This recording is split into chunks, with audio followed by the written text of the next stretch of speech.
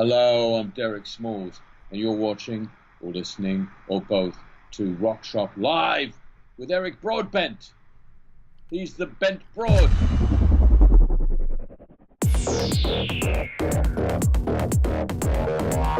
You're watching Rock Shop Live, brought to you by Stewart Travel Guitars. See the incredible stowaway travel guitar at stewartguitars.com. Also brought to you by Idea Bench, makers of hot rod-inspired pedal boards and pedal board accessories at ideabench.com. Microphones for Rock Shop Live are brought to you by Rode Microphones. Now here's your host from Ontario, Canada, guitarist Eric Broadbent.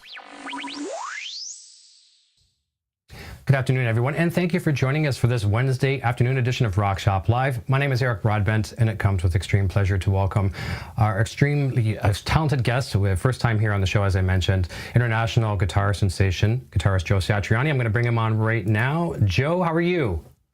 I'm very good. Very happy to be here. How are you today? I'm fantastic. Lifetime achievement to be able to speak with you, and this is great. I mean, there's only a couple bands I will go buy the records. You know, like I listen to a lot of stuff. Van Halen, I'll buy everything that there is, everything bootleg I can get, every legit product, and you. I don't. That's it. Thank you. Thank you very much. I know how you put so much into the artwork and everything too, and your team, your creative team. So that's so nice with products today. You know, like everything's coming back. Vinyl's a big rediscovery again as well too. You got some great stuff. We'll talk about that record, but yeah, an absolute pleasure to have you here. Thank you. Thank you. Awesome. Before we jump, deep into the program, I mean, people can see in the background, in your background there, you're obviously a big fan of Eddie Van Halen. Some beautiful pieces back to the block letter 5150, EL34, the Soldano. I mean, you got it all. Fantastic stuff. We were talking about the Frankie, but I didn't show you this one. I showed you the other one. Oh, so, yeah.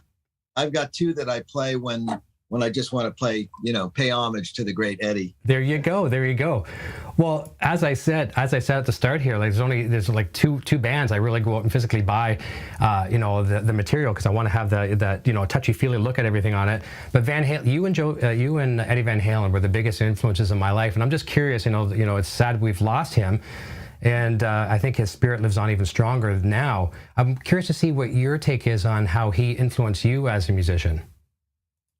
Well, I think the way that I was introduced to him was so natural. It's just like a crazy fan story, where I'm in my apartment, I'm practicing guitar at the beginning of the day, just playing along to the radio.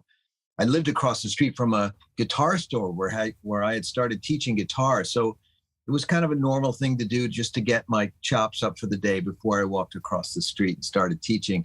And all of a sudden, unannounced, eruption comes through the speakers. And, I was just frozen, like in the room. I just sat there with my guitar with my mouth open, couldn't play a note. I thought, this is the greatest thing I've heard in like years. It was like the effect of hearing Hendrix the first time when I was a little kid. And long story short, he was amazing. That recording of Eruption has got so much life and love of music in it, besides the fact that it was technical wizardry and all that kind of stuff. We all know about that as guitar players. But here's the thing that was so important, and it's really hard to explain, but at that time, there was a kind of a push to downplay guitar playing. And out of nowhere comes this guy who just says, no, I'm going to play it up. And he just kind of reinvented the guitar for all of us guitar players who really wanted to play and had an idea of including all music into our guitar parts to support a band, but always to make it fun and rock and roll and exciting, to be, that beautiful mixture of musical credibility and irreverent rock and roll, having fun just for the sake of it. I love that. And I just thought it was kind of validating, because I wanted to do it. I couldn't do it like Eddie, but I just thought, if he can do it, that means we can all join in. He became like a leader for a lot of us players who wanted to play more aggressively, but were getting sort of slapped down every time we, would show up for a session somewhere, and they'd say, no, come on, play it cooler. And, it was sort of, we were getting bored until Eddie came along. Well, as you and I were talking just off the air before we started as well too, like we're talking about the, you know, the Floyds and things like that as well. Look at, take away his talent, which is just, you can't even put that on a scale. But what he's done for manufacturing today, look what we have in the world available to us, tools that, you know, I mean, you're a big Floyd user, you know, the whammy bar is a big tool for you, to have your guitar stay in tune the way it does, to sustain the gain we have in amplifiers, take away all the Eddie Van Halen amplifiers you have behind you, just amplification as we know it today, effects pedals today, all because of that man. Yeah, it's really great. And that's because, as he used to call himself, a tone chaser. And he, a lot of times he used like the old stuff, like he'd have an old, early 70s 100-watt Marshall head, but he'd turn it up and leave the room and have a bunch of mics, and he'd EQ it to where it eventually sounded like it does on the albums. But if you walked out there, you'd be like, oh my God, that's too much. Too much. Too many frequencies, but he had the knowledge to know that sometimes the amp should be giving you like everything plus the kitchen sink, and then you filter out the stuff you don't need for your gig. And in this case, he's playing with his brother and Mikey, and he's got Dave on vocals. So he's got to find his place within that band, sonically as well as rhythmically and harmonically. But the sonics are really important. So it's interesting that he didn't use distortion pedals. I find that so interesting. Like, you don't hear ring modulator or like what other players of that time were using. Like, he wasn't stomping on a box like Randy Rhoads. MXR Distortion Plus, yeah. Yeah, just, you didn't hear any of that stuff. For some reason, he just wanted to drive the amp crazy and filter out the nasty stuff instead of finding a pedal that would do it for him. Cascading gain, volume equals gain. It's very, very interesting, super dynamic, just like, wow, that's a lot of, volume range between parts and stuff. But as guitar players, you and I know that whole dynamic thing is a whole world. You could spend weeks doing broadcasts just about that. Indeed. So I'm going to jump over in a second to talk about the new record. I can't wait to get a hold of it. I got the limited edition pink vinyl coming as well. And your team was nice enough to send an advanced listen to the whole album. And I've been playing it back and forth, listening to it, getting prepared for the interview. But before we talk about the album per se, this is a new thing to you as far as your solo material. I know not as far as your other chicken foot material and things of that nature, but you have a new partnership with earMUSIC. I wonder if you could tell us about how that works now with your solo material and how that relationship came to be and what it means to you. Yeah, I got introduced to earMUSIC through Max Vaccaro, who runs the A&R earMUSIC. He may be like vice president or something by now. I'm not really sure. But I met him over 10 years ago when he brought Chickenfoot in and took care of our catalog worldwide outside the U.S. So I've known him for a long time. Great music lover, good friend, loves guitar playing. And we always felt like, wow, we could make some really cool records if we ever, that business relationship ever could grow. But I was still signed to Sony. But that record deal, which started, if you can believe it, in 1989, finally ran through all of its option periods about 2 years ago. And we were all wondering, like, are they going to re-sign me or are they going to offer some other option period? But I think everyone was feeling like, well, since everybody there that I made this great catalog with had left, they either retired, got fired, or they just dropped out of the music business or something.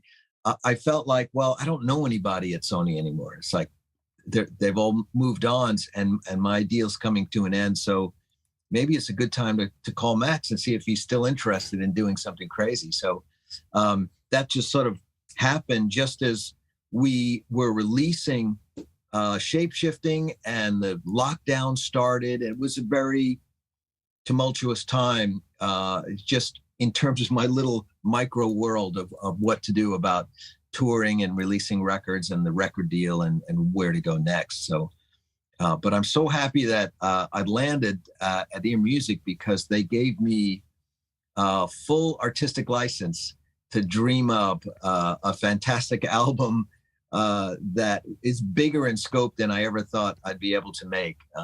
So the Elephants of Mars is just a, you know, it's a wonderful thing to have happened to me, that I was able to make that record, and that they are bringing it to the world in such beautiful formats. I should have brought the LP, because I just got a box yesterday. Nice. And they look amazing, and it's really great after working on the project for so long. It's great to see it in the real world finally. You know, as an artist, it's got to feel so good to see that like that too, not just as digital downloads all the time. And you know, it's beautiful artwork. You put a lot into it, you know. Yeah, it really is something, and it's a testament to the teamwork, you know, that goes into it, because you know, this album was made remotely. Everyone was working in their little satellite studios around the world, and even Todd Galapo, the art director, he was working remotely. We had to send him photos. You know, he couldn't do what he usually did, which is, you know, we'd spend like 18 hours together one day doing photos, and he'd be there actually, you know, hands-on guy, building sets, moving the lights around, directing movements, you know, making fun of me, all that kind of stuff. But we had to do this all remotely. So it added to the excitement when we finally saw it come out. You know, you open the box and you go, oh my God, there it is. It's not a dream. It's reality. So have you been face to face with any of the guys yet since the record's done? Like, have you been in the room yet? Almost all of them. I have yet to meet my new keyboard player, Ray Thistlethwaite. It's all been like this, like I'm talking to you now. He is in the band Thirsty Merc from Australia, so he's been there most of the time. He had a brief moment last year where he was able to travel to Los Angeles on his way to Europe to play with Lewis Cole, but I was stuck up here, so he did meet with the other guys for a couple of drinks. But the band itself, outside of Ray, we shot 2 videos in the last few months with my son ZZ directing, and so we've had the chance to hang out and celebrate together this crazy record that we've made. And the video, oh my God, when you see the video for the Elephants of Mars, you will freak out. I think ZZ just went totally crazy on this one. It's like nothing you've ever seen before. So we're real excited. That'll be out, I guess, in a week. Yeah. That's fantastic. Yeah. And the record comes to April 8th. Is that the international release date? Yes. Yeah. That's good. That's coming soon. Yeah. We're the first on Friday. So that's good. Next week. That's fantastic. Yeah. Definitely looking forward to it. I got a question coming in the live chat from one of our good friends, and Eamon Wise. For some reason, we have a lot of guitar players in our chat today. I'm not sure why. But Eamon and one of my other good friends as well too, Paul Terrio, he just picked up one of your signature limited edition, the silver one. He was showing it off on Facebook the other night. It was really nice, beautiful guitar. He loves you. He plays. He does a mean interpretation of you. He's really good. Is that good? Oh, good. Yeah, it is really, really good. Eamon says he would love to get a run through of the gear used on the new album and any plans for any new JS models. Oh, yes. I don't have that one here in the room, but the crazy thing about the gear is I was using like this chrome guitar,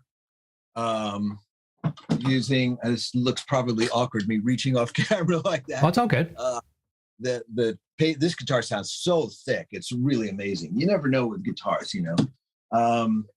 And of course the red one, oh, this was caught in the strap. There it is. Okay. Yeah. The MCO also really sweet.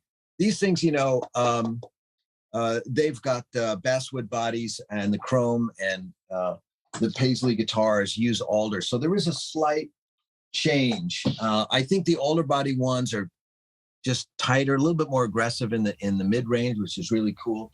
Basswood bodies have that sort of low end, high end thing going. What did I use? My 7-string here. This, you know, my old prototype. It's like a JS6 in 7-string form. Use that on quite a few songs on the album. The craziest thing is there were no amps. I know you see all these really beautiful amps, and they're really great to play live. But I started, not intentionally, but I started recording direct, as I always do, have for 20 years plus maybe, with the thought that I would be reamping using, where's John's reamp? It's somewhere around here. Reamping the guitar signals once we all got together in a real studio. But of course that didn't happen because of the lockdowns that kept coming up. And so I was reamping here in the studio, and I'd use, the Marshalls, the PVs, the EVH. I'd use all the amps that I had, a lot of old Fenders that I've got. And then I started using some modeling things. I've got that great Amplitude 5 suite that's got a lot of my models in there, and a few of the newer plugins, just a bunch of stuff. And also SansAmp. So the SansAmp, of course, I've been using since the 90s. And it's funny when you start working on demos, sometimes you start with a loop maybe and some synth, software keys.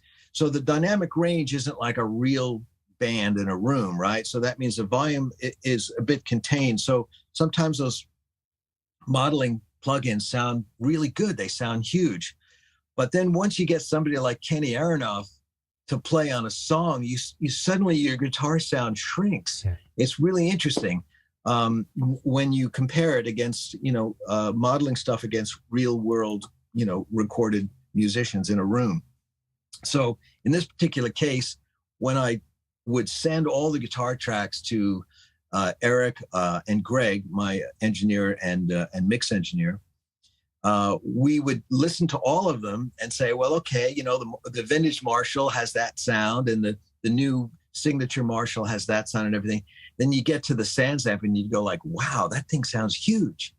And then they take my recording of the SansAmp and they put it through a Fairchild, or they actually had Les Paul's very own LA2A, which is pretty amazing.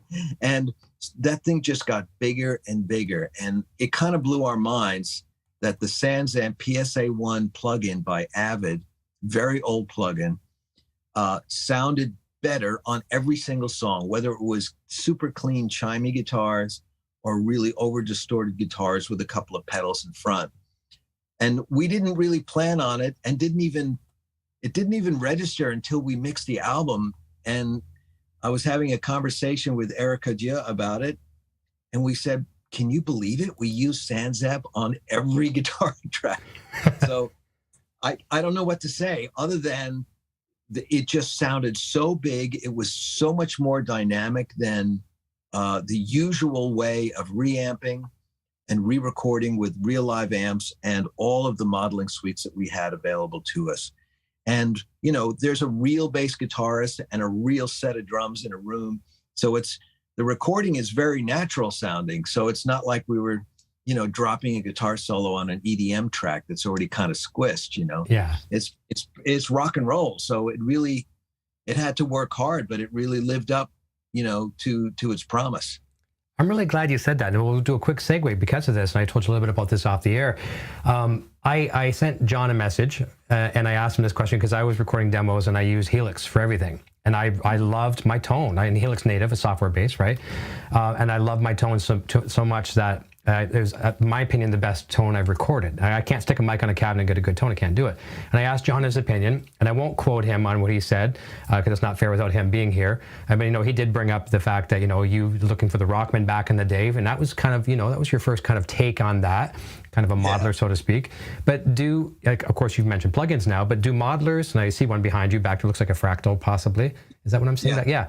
Do they have a place in the studio? Are they respected now, in your opinion? If someone comes in, they get a good tone out of it. Is it all about what you capture, or has it got to be tried and true amps, or what are your thoughts on the modelers in the studio world? Well, I think the first thing is that the equipment has to inspire the musician to deliver a really good performance. I mean, that is the key. So, human beings, we're really funny. I mean, we don't like when we hear recordings of, great performances from decades ago.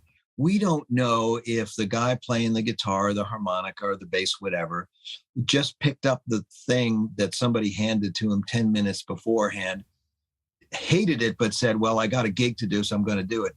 I mean, sometimes history is made under duress. You know what I mean? And so musical history gets made, and you find out later, that wasn't his drum kit of choice. That, it's like Led Zeppelin when in Whole Lotta Love, and you hear the backwards echo and reverb in the voice. It turns out it was print through, and they had to do something to cover up the fact that it was a horrible thing that happened because stuff was printed too hot on the recording tape.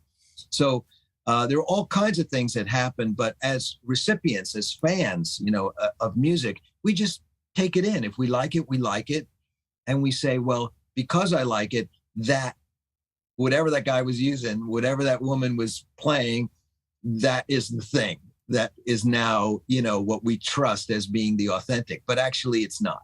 So let's make sure that we get that straight, that it really is about, does the gear create an environment where the artist can be truly inspired and deliver a great performance? And because as an audience members, that's what we're sensitive to, great performances of good material. If we had a recording of Mozart on a piece of paper that somehow they figured out how to do way back in Mozart's time, we wouldn't care if the fidelity was a bit sketchy, right? We'd be saying like, oh my God, it's Mozart, right? So I pretty much feel the same way about it. When you hear somebody really delivering a great performance, that's what you live for, and you excuse all the rest of the stuff. Now, having said that, you and I both know, because we play guitar, that the dynamics in a live amp, you plug into a twin reverb, you stand in front of it, that thing is going to, shave part of your brain off if you're standing too close to the speakers and it's up too loud. But and the transient response is really something, and microphones hear things differently than our ears do. True. And that can be something you can play with once you bring that sound into a control room and you use limiters and compressors to make it sit within the band. But taken on its own, it's a pretty revealing, cruel amplifier to stand in front of. Now, when you're sitting at your laptop and you've got your computer speakers sort of in your bedroom studio, and you bring up Amplitude 5 or any modeling suite, Sans App, anything, you're going to hear something that is tailored already. It's not like the twin reverb in the room with you. It's something that's been sort of captured and cleaned up, and the dynamic range and the transient response is a lot lower. It's not like you've got 25 dB difference when you're picking soft or hard. It's going to start to get really low. The cheaper the modeling software, the lower that dynamic range gets. Just like those early Line 6 modeling pedals, it was like a 3 dB dynamic range. I mean, I don't know what's 3 dB, the dynamic range. That's like music on a video game. It's just ridiculous. It's annoying, but it was the only way to get those cool sounds in a pedal, that was affordable. Now, having said that, if you record with it, if it inspires you to play great, that's great. You always have a volume control as you mix to make the guitar sound as if it's getting louder and softer. Mm-hmm. Yeah. That's part of our job as musicians, is to create a recording that is inspiring. So if you've got a great performance, but the dynamic range isn't great, well, then recreate it. Or if you've got a great performance and it's too damn dynamic, it's a Telecaster straight into a twin reverb, then put some limiters and compressors on there and get that thing to be sweet, so it sits right next to the vocals and the bass and the drums and the piano. You know what I mean? Yeah. Well, there's so many people these days going like, the stages are cleaning up. You don't see amps on stage anymore. And Metallica, Def Leppard, a million different bands doing that. And I think for someone like yourself, you are so musical when it comes to, like, you use feedback as an orchestra. You've always been good for that, really, really controlling feedback. And sometimes people, it's either horrible for them, they can't get feedback to save their lives or whatever, but you use it as a musical note. And I think that would be hard if you went full in-ear digital, nothing on stage, that'd be a little bit difficult to achieve, wouldn't it? Almost impossible. Yeah, I have no interest in that at all. Yeah. That's the worst thing for me. Of course, there's no singer on stage when I'm playing, so yeah, they they call it Guitar World. That's where my little zone on stage right is. Once you step into it, you are surrounded with so much of my guitar sound, and I can control the feedback by moving around in that environment. So we tune that area, and we keep the amps tuned a certain way, and the monitors, as you said, so I can make it part of the sort of the orchestral approach of my guitar sound. And even with Chickenfoot, Sammy was fine with that. He would just come over, at limited times. But he loves guitar because he's a guitar player himself. So he totally gets it, that you have to really feel it, and that the feedback and sustain is something that you manage by being in a field of volume and being able to walk to and away from sources of the monitor of your guitar sound. But I remember, after working with Mick Jagger, who really loved to monitor super loud on stage, I'd seen the Stones a million times, and then I went to see them on the first tour where Mick finally decided to use in-ears, and his vocals were so much better. And, and Keith has got a really loud, very strong, super dynamic guitar sound that you could tell Mick would avoid. If he had to cross, in front of Keith's amps, he would do it quickly, going from mid stage to stage left, because he didn't want to get pinged by that. And then he's got Ronnie on the other side. They're both playing vintage amps that have a lot of transient response. So when Mick went to the in-ears, it really made a great difference in his vocal abilities. And I could tell right away that show, it was at here in San Francisco at the baseball stadium, and it just sounded amazing. And so it really is great for singers. And if you're playing with any program material, like most bands, they have stuff on Pro Tools that's, background vocals, keyboard parts, or they're tied to video stuff. You have to have in-ears with counting and all kinds of cues in there. So, but yeah, what I do is pretty old school, rock band kind of stuff, turn it up and make some magic. Are you loud over on your side of the stage? Is it quite loud over there in Guitar World? Yeah, I would say it is. I mean, I used to think I was really low. I think when we started G3 and Eric was very concerned about his hearing at the time, I kept my volume at 104 dB, which is really low. I mean, as soon as someone would hit a snare drum, you wouldn't hear the guitar at all.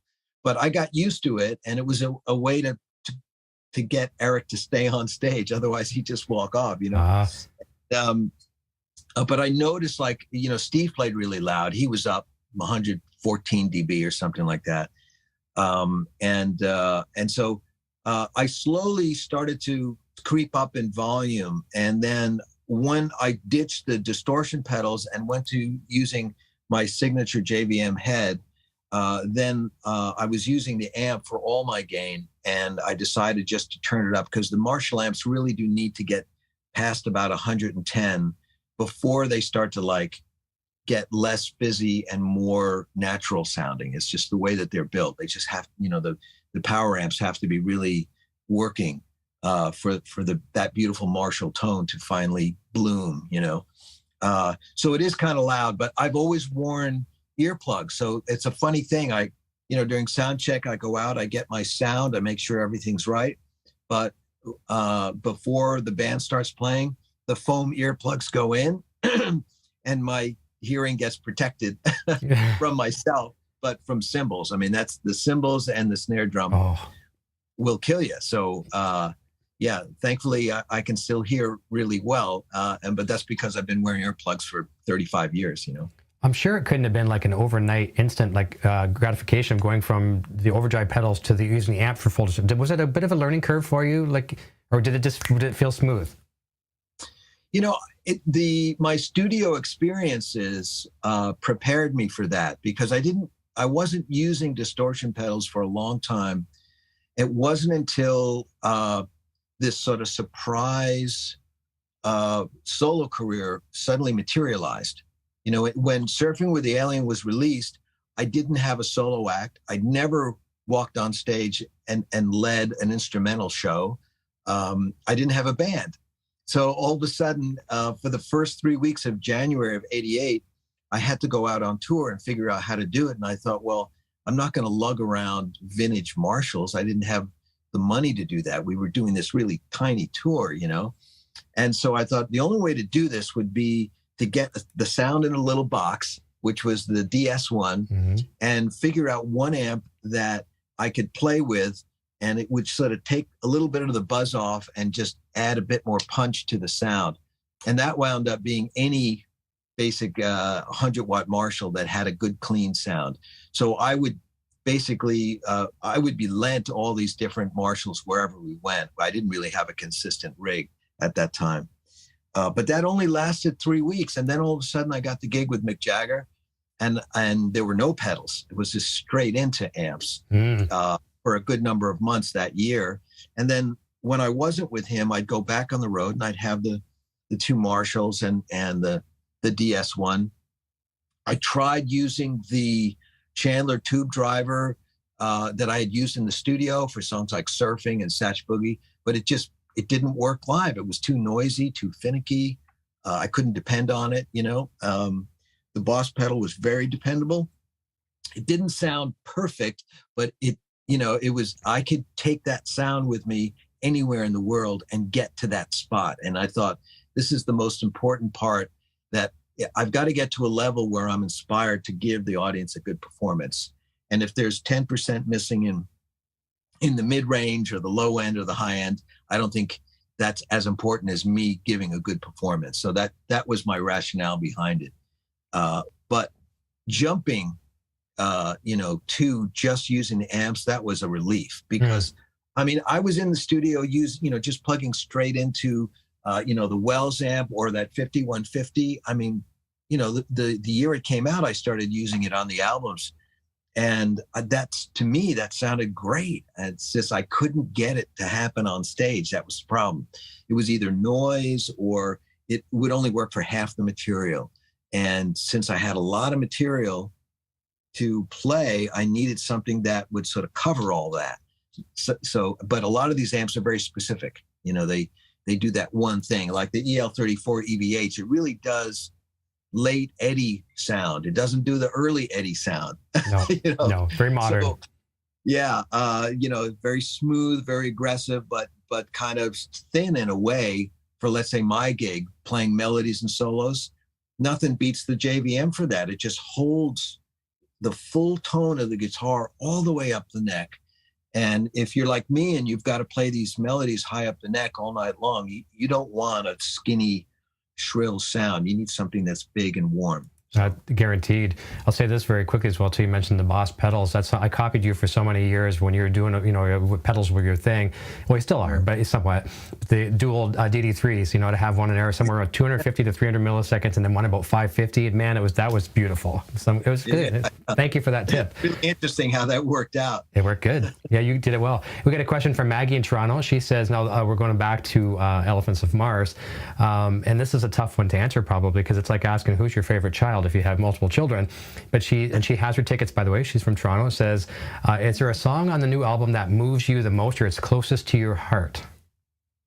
Oh, well, that's a great question. I'd say all of them for sure. There were some songs that were so hard to record because they were, heartbreaking, and getting in the mood, the right space to do a song like Desolation was so hard. I never could have done it if I hadn't been alone. Let's put it that way. But being able to record by myself and not being, what's the word? Not feeling self-conscious if I got too emotional, allowed me to do that one complete performance like that. And it took a few weeks of just trying to let my emotions out, At the same time, being silly and being super happy is also something that sometimes you might feel, shy about. Like if you're in a room with your fellow musicians and you just want to do something silly and you go like, oh, they're going to laugh at me if I'm, not serious. And I found that the process of recording remotely actually brought more of my personality onto the record than previous albums where I felt a little, I mean, I'm basically a shy person. So what I noticed was that, boy, all these years I've been playing to the engineer or the producer, or if my keyboard player, my drummer's in the room, I'm affected by it. And I'm trying to work the room no matter who's in the room, which is silly. It never dawned on me until I got to record all by myself for a long period of time. And I thought, wow, there's nobody here to make me feel self-conscious, so I can really let my true feelings out. And so it made a big difference. So I could play a song like Bluefoot Groovy, which does not have a deep meaning, but it's just a celebration of feeling good. And that's as valid as, you know, writing about the loss of somebody or loneliness or confusion or, you know, bigger, more serious subjects. So the album's got so much on there that never would have been done had I been staring at the clock, worried about delivery dates and all that kind of stuff. True. And paying thousands of dollars per hour just to be in a room with a bunch of guys. So, and I think everybody in the band gave better performances because they were in the same position as I was. They were by themselves in their studio and they had the time to really apply themselves. Well, it's a great answer. Thank you. And, you know, I'm going to segue in a second because I am a fan of your vocal work. I like your vocal work. I always have. You know, I know you don't do a lot of it. So 99.99999% of your material is instrumental music. And I'm curious, you talked about one, not necessarily, Bluefoot Groovy, not necessarily having a meaning. So as an instrumentalist, where does the title come? Like, where does this come from? Is it just so you play something, it gives you an instant vibe, you feel that, it becomes a title? How do titles come into the play and the creation process for your material? Yeah, there's a lot of different ways that it happens. Sometimes I get a feeling about an imaginary person, like the song like Sahara is about a person who's really lost spiritually and lost in the world. And he might as well be in the middle of the desert. So that's why the title is Sahara. But I wrote lyrics to that, and I thought the whole band was going to do that, and Ray was going to sing it.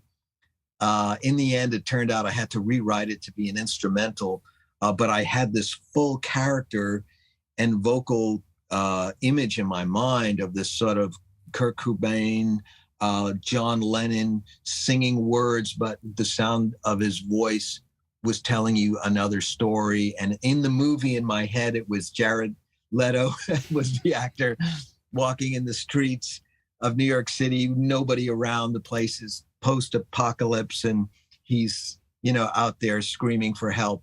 It really does help drive me to play correctly, pick the right notes, pick the right guitar textures, add that bit of tension and release, and eventually drove me to use one of these Hendrix pedals for the solo. Fantastic. And it was really great just to be inspired by that little imaginary movie in my head. And then Bluefoot Groovy is really funny because there were a bunch of songs I had that I had written when I was talking to Sammy Hagar about doing a separate kind of either a kind of a Chickenfoot record or just a Sammy Hagar, Joe Satriani record that was going to be blues type songs that didn't have bridges in them. It was a crazy idea we had one afternoon. And I'd written maybe about 10 or 12 songs and it never happened, you know, the idea.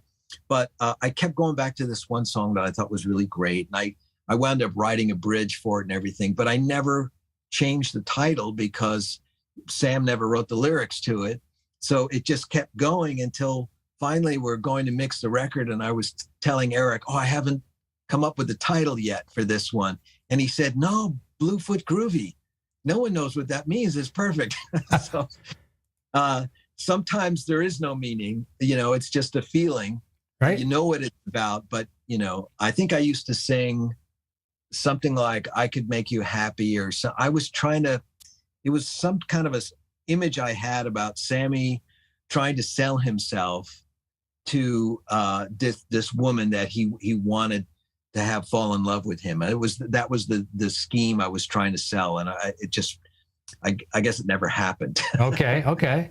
Well, I'm going to keep a close eye on the time. We have 5 minutes, and you have to get out of here for your next interview. I'm going to throw 2 questions at you. You can answer them in any order, and we'll let you fly here. So, number 1, how important is the guitar riff to the song composition? I'm obviously, being an instrumentalist, guitar riff is important. Is it melody first, or is it the guitar riff? And lastly, you can cap on this, talk about the Earth tour, and let people know about the tour that's underway as well. It's going to be underway. Yeah. Well, boy, some songs don't need riffs at all. And then other songs really need them. Let's talk about, there's a song from the Extremist record called Crying. There is no riff if you listen to that, right? The song is boom, and then you hear the melody come in, that's a perfect example of a song that has no riff, but then you look at other songs from that record, and they're so riff heavy, where the band playing the groove or a riff together is the signature that sets up the melody that comes in, like 30 seconds or a minute later.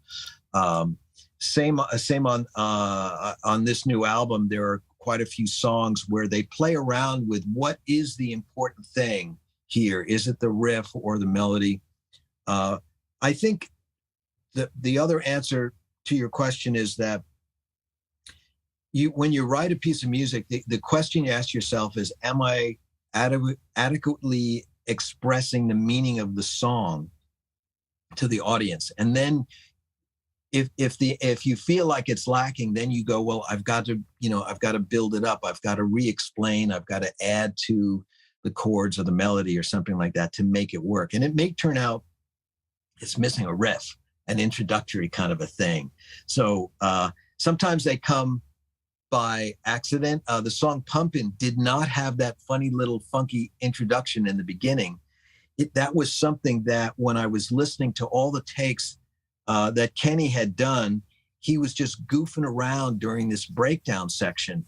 And I loved it so much. I said, Eric, could you take that and make that an introduction, and I'll play a funky riff on top of it. So sometimes the riff comes last. And I'm happy you mentioned the tour. We're finally going back on tour. The Earth tour will start in late September of this year. Brian Beller on bass, Kenny Aronoff on drums, Ray Thistlethwaite on keyboards and guitar. And I'm sure we'll talk him into singing a song or two because he's an amazing vocalist. We'll be doing an evening with show every night. So that's a lot of songs with an intermission. And we are so happy that we're finally going to be able to see our fans again and share some music with them. It's going to be great. I'm happy for you. I'm happy for all of you, for sure. Thank you. It's going to be good. So much. Well, I'm going to let you fly here. I want to thank you very much. It's been a pleasure, lifetime bucket list moment to speak with you. Great inspiration. Thank you for all the gifts of the greatest guitar playing and countless beautiful pieces. Thank you so much. Thank you, Eric. It's really been a lot of fun talking to you. I appreciate that as well. We'll keep in touch, and thanks to Michelle and Melissa at Team Joe headquarters there. So thank you for helping us with this interview, facilitating today as well too.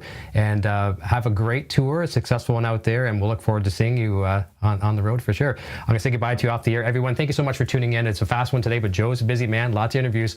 We'll talk to you again very, very soon right here on Music Care Network. Until next time, cheers.